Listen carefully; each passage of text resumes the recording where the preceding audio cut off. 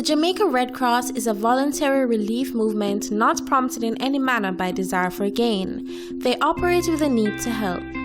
Caring Hands met with Dr. Dennis Edwards, president of the Jamaica Red Cross, at their visit to the community of Seawright Garden. The Jamaica Red Cross is a humanitarian organization, first and foremost, and it is one of the national societies of the International Federation of the Red Cross and International Federation of the Red Cross and the Red Crescent, actually.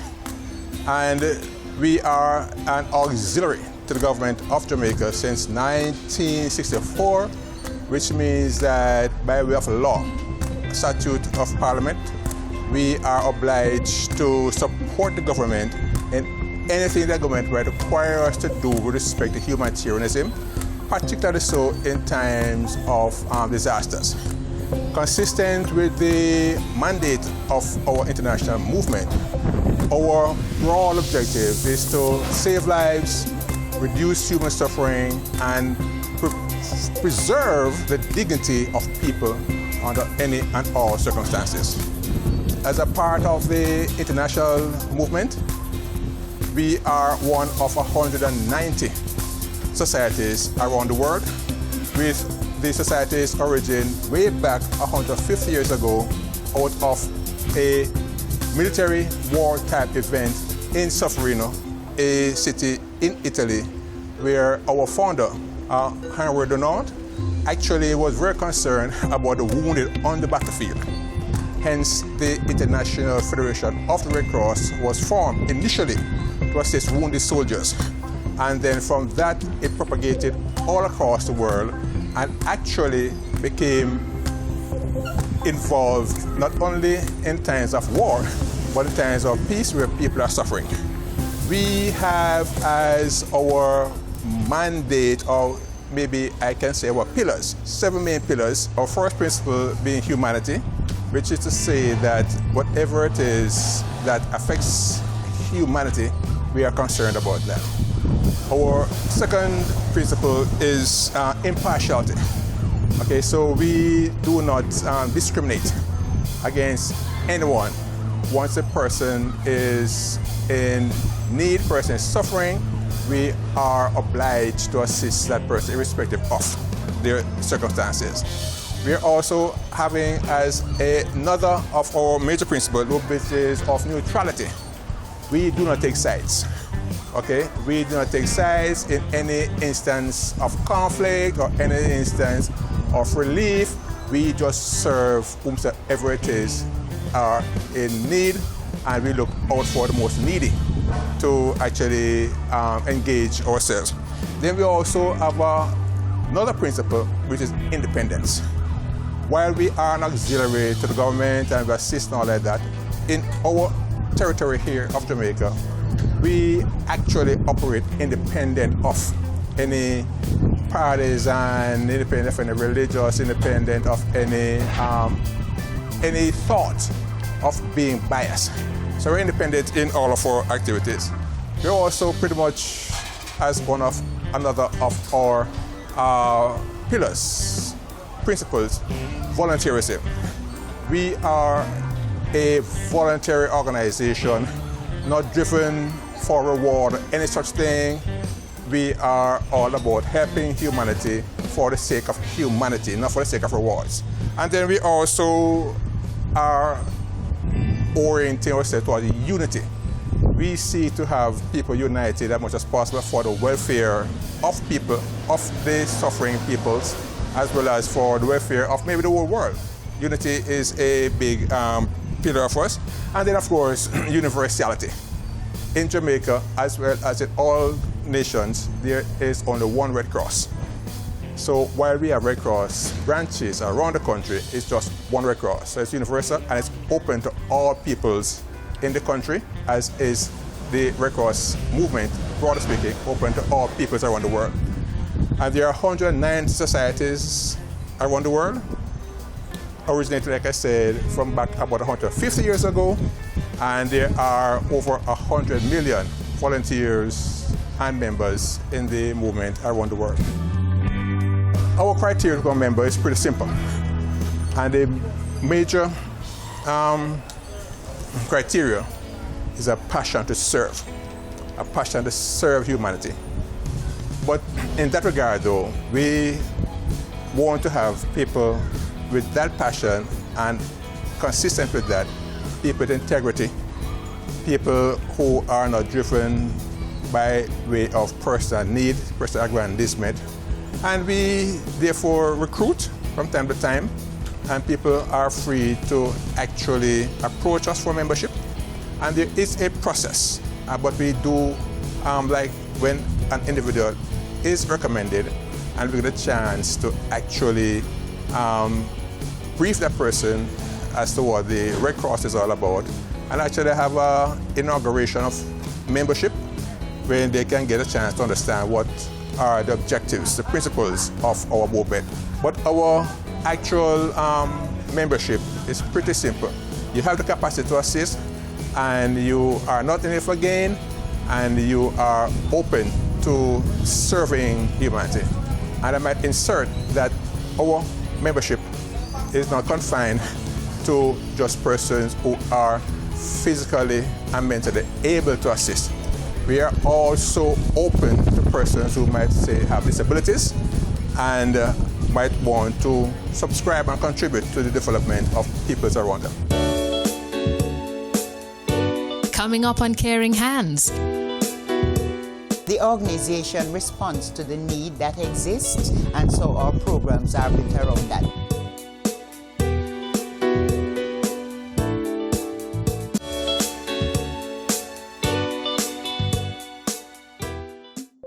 Deputy Director General at the Jamaica Red Cross, Loy Hugh, also oversees the operations of the society.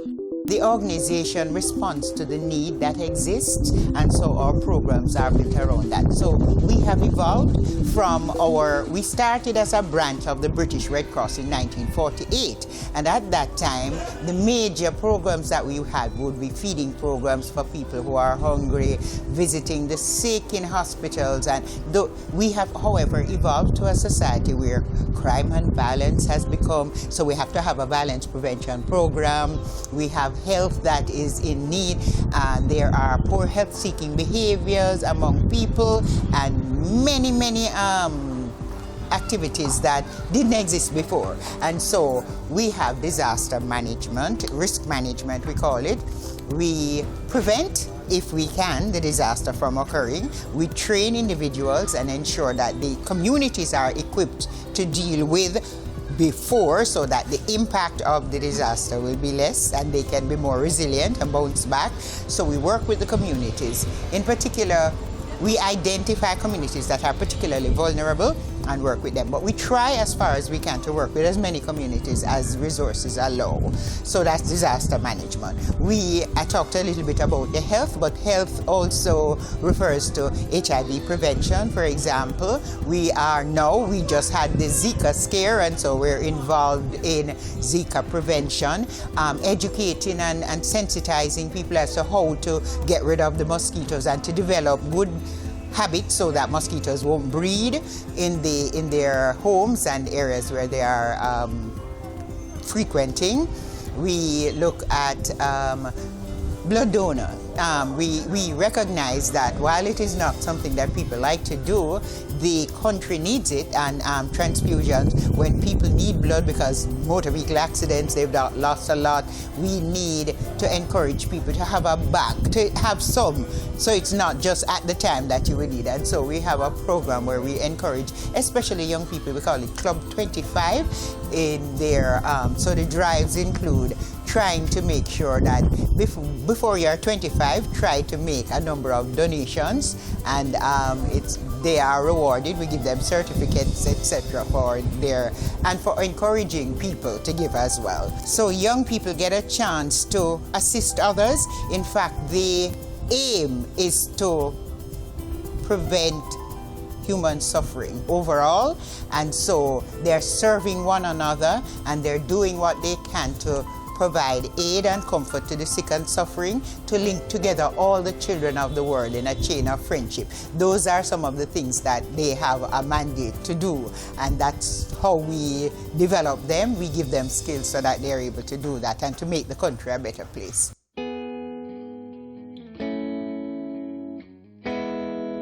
we did a little assessment of a number of communities when we wanted to start helping in various ways, and we discovered that this was a very vulnerable community on different fronts, so they needed assistance in different ways.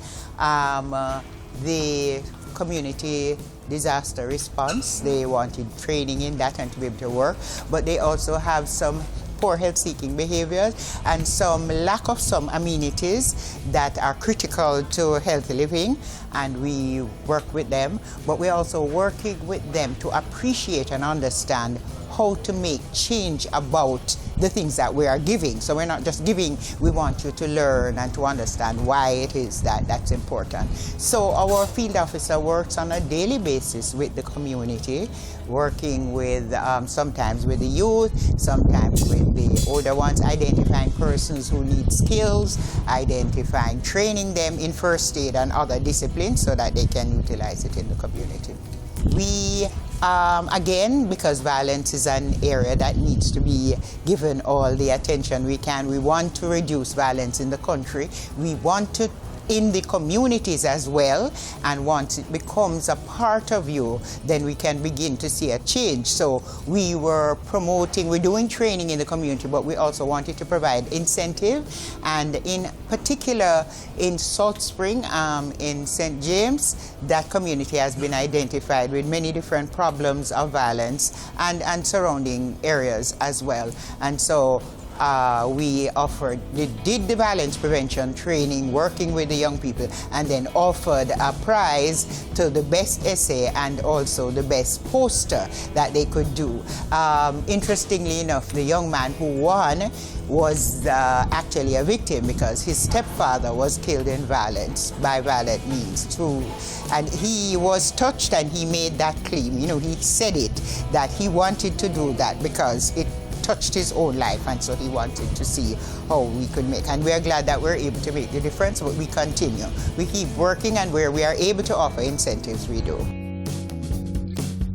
Around the world, there are some days that the Red Cross observe with each other. So anywhere you are in the world, that's happening on that particular day. And so on the second Saturday in September, and we started this recently, I would say perhaps certainly since this century, we have designated that day, the second Saturday, as World First Aid Day. What we're trying to do is to bring attention to the fact that everybody can be first aid trained. Everybody should be aware, because lives are being saved by persons. It's not just the paramedics and the doctors and so on, with all respect, but what is done before they get to that point is usually life-saving. And so we want to call people's attention to the need for everyone to be first aid trained, as many persons as possible.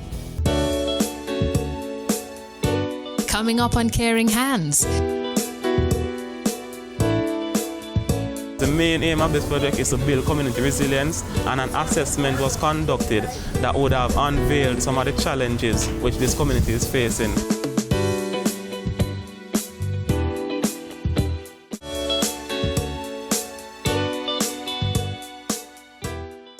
Donald Sham is the field coordinator at the Jamaica Red Cross. His job is to coordinate the activities under the Jamaica Red Cross's Resilience in the Americas project. He has been actively engaging the community of Seabright Gardens since 2014. The main aim of this project is to build community resilience, and an assessment was conducted that would have unveiled some of the challenges which this community is facing. And the RETA project focuses on 4 geo-communities across Jamaica. So in Kingston and St. Andrew, we focus on Mavis Bank and Seabright Gardens, and in St. James we focus on Salt Spring and Stonehenge. Now for the Seabright Gardens community, we know that when we did the IPA, the Integrated Participatory Assessment, and as well as with the input of some of the community members, we discovered that they were challenged, they had water and sanitation challenges, right? So what the intervention that we employed as a means of mitigating or eliminating this problem was the FAST training, and this is the Participatory Hygiene and Sanitation Transformation, or the WASH, Wash, Water and Sanitation Hygiene. So these are course, our training that we'll be conducting every month, and we have also done a complete course as well with the mother, the parents and everybody, but then we'll also be rolling out where we teach persons proper hygiene, water and sanitation practices so that we can eliminate the issue of transferring of germs and water, vector-borne disease and stuff like that, so we can tackle the hygiene and sanitation issues that we have been having in Seafright Gardens. As well, we would have also done some work on the communal bathrooms because some of them were in a deplorable condition, so we would have gone in and would have installed new toilets, showers, we would have also done some painting and just general refurbishing, changing out of the doors, painting the bathrooms and giving them a facelift. Yes, so that is how we would have tackled that problem. And then we've also, in addition to the FAST, we also did the CDRT training where we just had display the CDRT team. But then again, we also did some scholarships because one of the things that we discovered in the IPA, the assessment, was that there are children who are leaving school and they are just hanging out, loitering on the street, not having anything to do in the daytime. So we provided grants for persons so that they could further enhance their capacity in terms of skills training. So recently we just had 7 persons who received vocational and skills training grants to attend the St. Pius Training Center coming September. Yes, and in addition to this now, the projects have lifespans, right? And after the RETA project has ended, we'd want continuation of the interventions that we came in and did. So what we did was that we installed a community-based organization. The CDRT team is the core of that. Right? So what this community-based organization will do now is that they will take on the intervention. They are the ones who will take over on the interventions that the RETA project came in with, right? So they are the ones who are now going to ensure that the communal bathrooms are up. These persons are also training FAST as well, so they can go around and conduct FAST sessions. So they are basically going to be filling the booths that we would have left on. So we gave them a start and they are going to be continuing on what we started. And the CDC, the Seafright Garden CDC, the Community Development Committee, they are going to be the parent company that oversees this organization to ensure that the organization stays together. So they will have monthly meetings. So after the RETA project has ended, these initiatives would be in safe hands as it relates to continuation and development. And these persons would have received training in meeting management, leadership skills, proposal writing. So if there are any issues in the community and they have a project that they want to take on, the SDC, which is one of our partners, the Social Development Commission, would have come in and done some capacity building as a means of empowering these individuals so that they can be able to manage the affairs of their community effectively and to build their community resilience and to take over and just to operate as an organization within themselves and to take care of the community and uplift the community, and in doing so empowering themselves.